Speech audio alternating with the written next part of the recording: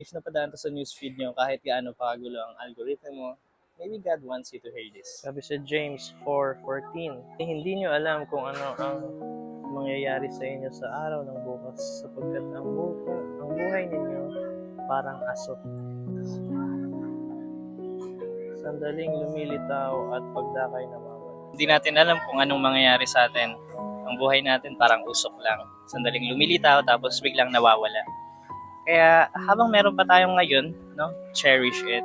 Every gising mo is blessing. Every hinga mo, grace yan. Yung pagkain mo, yung tulog mo, yung trabaho mo, lahat yan provision ni Lord. Minsan kasi hinihintay pa natin na maging perfect ang buhay bago tayo magpasalamat. Pero ang totoo, kahit ordinary day, miracle na yan. Diba? Life is short, pero meaningful kapag grateful ka. So today, habang buhay ka pa, thank God for everything. Hindi lang sa malaking bagay, kundi pati na rin sa mga maliliit at yung mga tahimik na moments. Kasi hindi mo hawak ang bukas. Pero may pagkakataon kang maging thankful ngayon. Alright? God bless. God is good all the time.